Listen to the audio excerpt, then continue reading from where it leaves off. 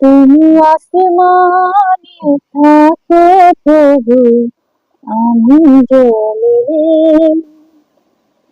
তবু তোমার প্রেম জমেছে হৃদয় গভীরে। আমি তোমার জনম অন্য কারো না, আমি মরে তুমি মালিক রব্বানা, আমি মরে তুমি মালিক রব্বানা। আল্লাহ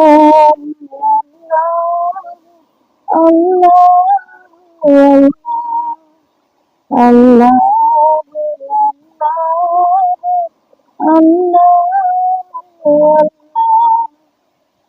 আমি তোমার গোলাম অন্য কারো না, আলিমুল গায়ব তুমি মালিক রব্বানা। আসসালামু আলাইকুম। হ্যালো গাইস, কেমন আছেন সবাই? আশা করি যে যেখান থেকে ভিডিওটা দেখছেন আলহামদুলিল্লাহ সবাই ভালো আছেন। আমিও আলহামদুলিল্লাহ ভালো আছি। তো আজকে আপনাদের মাঝে নতুন একটা ভিডিও নিয়ে আসলাম আমি নাসিমা মাল্টি ব্লগ 22 চ্যানেল থেকে। আশা করি সবাই ভালো আছে। তো ফুল ভিডিওটা দেখার জন্য অনুরোধ করা হইলো। অবশ্যই অবশ্যই ভিডিওটা স্কিপ না করে ফুল ভিডিওটা দেখবেন। অবশ্যই কিছু গুরুত্বপূর্ণ দরকারি কথা বলবো, তো কথাগুলো মন দিয়ে শুনবেন এবং প্রয়োজনীয় কথাগুলো হয়তো কাজে লাগবে। আহ আমরা জানি, কম বেশি সবাই জানি, আবার সবাই সতর্ক। আবার অনেক সময় আছে যে অনেক সতর্কর মাঝেও কিন্তু অনেক দুর্ঘটনা ঘটে যায়। আহ বিশেষ করে সেটা কিন্তু আমরা আশেপাশে দেখতেই পাচ্ছি। তো আজকে একটা জিনিস আমার চোখে পড়লো। তো আমি ভাবলাম যে হয়তোবা অনেকে দেখেছেন, অনেকে দেখেননি, অনেকে জেনেছেন, অনেকে জানেন না। তো সেজন্য ভাবলাম আমি একটু শেয়ার করি বন্ধুদের সাথে, হয়তোবা আমার উছিলা যদি একজন মানুষও জানে। তো এই গুরুত্বপূর্ণ বিষয়টা আমি এজন্য আপনাদের সাথে শেয়ার করতে আসলাম। তো আপনাদের একটা অনুরোধ, যে যারা ভিডিওটা দেখছেন বা দেখতেছেন তাদের একটা অনুরোধ, দয়া করে আপনারা যারা এখনো সাবস্ক্রাইব করেননি প্লিজ আমার ভিডিওর চ্যানেলটা একটু সাবস্ক্রাইব করে দিবেন, ফলো দিয়ে পাশে থাকবেন, লাইক কমেন্ট শেয়ার করে দিবেন, আর স্কিপ না করে ফুল ভিডিওটা দেখবেন। তো আমি যে বিষয়গুলো বলতে যাচ্ছি, দেখেন, একটা বাচ্চা আমরা যে মানুষ করার জন্য কিন্তু আমরা স্কুল মাদ্রাসায় দিয়ে থাকি। মানুষ বলতে কি, শিক্ষাগত অর্জন করার জন্য। মানুষ তো, মানুষের জন্ম হলে তো মানুষ বা শিক্ষা অর্জন করার জন্য, সেজন্য আর কি আমাদের আলাদা আলাদা জায়গায় দিতে হয় বাচ্চাদের। তো সেই বিষয় নিয়ে আপনাদের সাথে কিছু কথা বলবো। তো এর আগে কিন্তু আমরা অনেক ভিডিও দেখেছি শুধু মাদ্রাসার বিষয় নিয়ে, যে মাদ্রাসার হুজুররা এভাবে টর্চার করে, ওইভাবে টর্চার করে, এবং কি টর্চার করতে করতে হয়তো বা অনেক বাচ্চারা আহ সহ্য না করতে পেরে মারাও যায়। আবার অনেক বাচ্চারা অনেক দেখা যাচ্ছে আহ আহত হয়ে থাকে। মানে এরকম ভিডিও কিন্তু আমরা অনেক দেখেছি বা আশেপাশেও ঘটেছে। আবার দেখা যাচ্ছে সেই ঘৃণায় কিন্তু অনেকে মাদ্রাসায় কিন্তু পড়তে দিচ্ছেন না, মেয়ে মানুষ বা ছেলে মানুষ। যাই হোক, মেয়েদের বেশি একটু মানে আমরা মেয়েদের নিয়ে বেশি চিন্তা করি, কিন্তু চিন্তা কিন্তু কারোর থেকে কারোটা কম নয়। ছেলে এবং মেয়ে দুজনেই কিন্তু বিপদের শিকার হতে পারে, তাতে কিন্তু কেউ কম নয়। তো আমি এর আগে একটা সত্য ঘটনা বলি, যেটা আমাদের গ্রাম অঞ্চলে ঘটেছে। বিশেষ করে আমার গ্রামে না, মানে আমাদের গ্রামের একটু অন্য সাইডে আর কি একটা মাদ্রাসায় এরকম একটা ঘটনা ঘটেছে। যেটা হলো আপনার এই একটা হুজুর আর কি যে হুজুর যে এখানে চাকরি করতে এসেছে, তো একটা মেয়েকে নিয়ে সে আর কি, যাই হোক এটা তো বুঝতেই পারছেন যে কি হয়েছে এবার, অতটা তো আর ভেঙে না বললেই হয়। তো সেখানে ওই বাচ্চাটার কি কোনো দোষ ছিল? ছিল না। আবার কেউ বলতেছে যে ওই বাচ্চাটারও দোষ আছে। বাচ্চাটার বয়স 12-13 বছর হয়ে গেছে, তার উপরেই আর কি। তো সে কিন্তু এখনো বাচ্চা, এক হিসাবে অত বাচ্চাও না, কম বেশি একটু বোঝে। তো যাই হোক, বোঝে বলতে তাও কিন্তু সে যতই বুঝুক, কিন্তু 18 বছর আগে কিন্তু সে বাল্যই থাকে, সে কিন্তু আহ সরকারি আইনত খাতায় সে বড় হয়নি। তো সেক্ষেত্রে সেটা অপরাধ একাধিক বলা যায় যে পুরুষেরই। তো আমি সেই বিষয় বলতেছি যে পুরুষেরা ভুল তো অবশ্যই করেন, আহ সেই সাথে আমাদের মা বোনেরাও ভুল করেন। সেটা হলো কেন জানেন?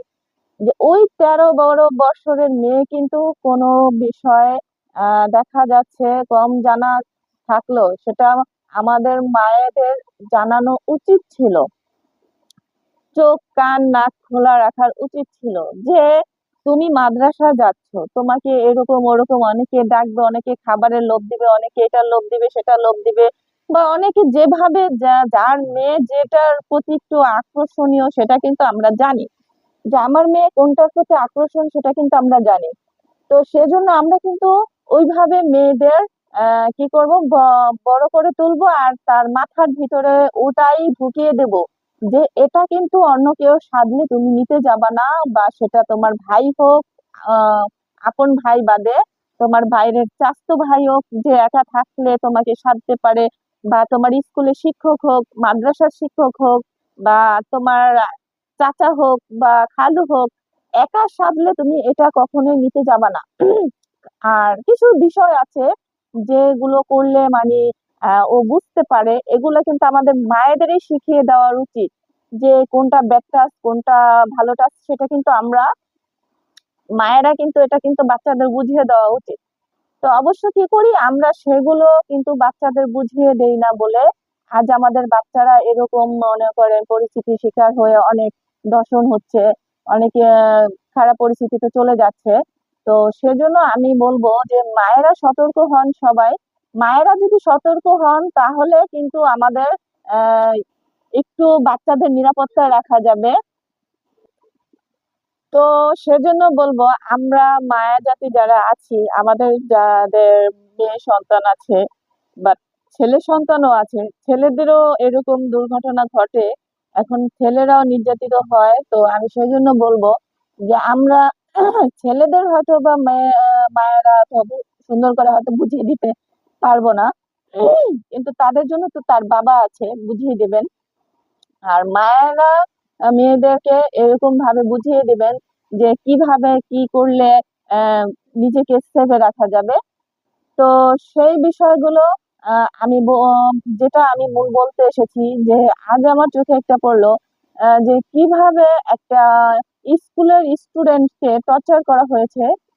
সেই বিষয়টা আর কি বলতে যে আমি এত কথা বলে ফেললাম।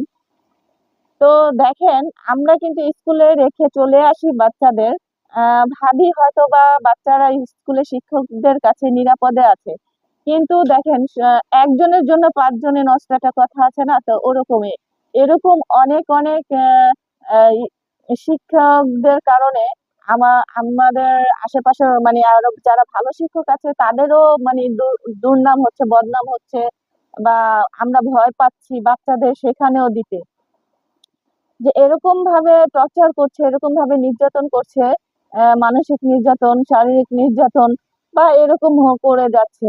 তো সেজন্য আমি মা মা বোনদের বলবো বা অভিভাবকদের বলবো, আপনারা একটু সতর্ক থাকবেন যেন কোনো বাচ্চাদের এভাবে টর্চার করতে না পারে, বারে বারে খেয়াল রাখবেন। বা যেহেতু ছোট বাচ্চাদেরই তো একটু বেশি টর্চার করতে পারে, বড়দের তো ওরা নিজেরা বোঝে, নিজেদের একটু বাঁচাতে পারে, তা আমরা ছোটদেরকে ওরকম ভাবে বড় করব যেন ওরা বড় হয়ে নিজেরটা নিজে সেভে রাখতে পারে। আর ছোট যাদের, ওরা কিন্তু বুঝবে না, ওদের আমাদের বুঝাতে হবে।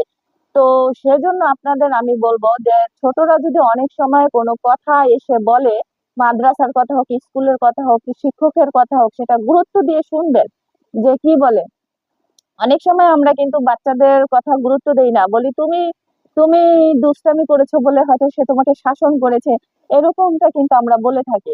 কিন্তু আসলে সে কি ধরনের শাসন করলো, কিরকম শাসন করলো, সেটা কিন্তু অবশ্যই আপনার জানার দরকার। বাচ্চাকে ভালো করে খুঁটিয়ে জিজ্ঞাসা করবেন।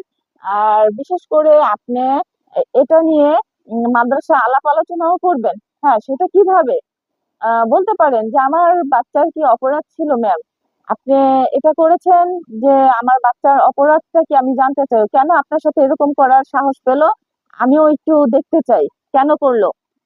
আমার বাচ্চাকে তো আমারও শাসন করতে হবে, তাই না? সেটা আমার জানতে হবে কি ভুল করেছে। তো এভাবে কিন্তু আপনাদের শিক্ষকদের কাছ থেকেও জানতে হবে। আগে কিন্তু কোনো শিক্ষককে অপবাদ দেওয়া যাবে না, কারণ আমাদের বাচ্চারাও কিন্তু অলরেডি অনেক দুষ্টু। অনেক সময় বললাম তো, ভালো শিক্ষকরাও এখন শাসন করতে পারছে না বাচ্চাদের। আবার খারাপ শিক্ষকদের জন্য ভালো শিক্ষকরাও খারাপ হয়ে যাচ্ছে নামে। তো সেজন্য বলবো, আবার খারাপ যে দুষ্টু স্টুডেন্টদের জন্য দেখা যাচ্ছে স্টুডেন্টদের ভালো স্টুডেন্টদেরও শাসন করা যাচ্ছে না।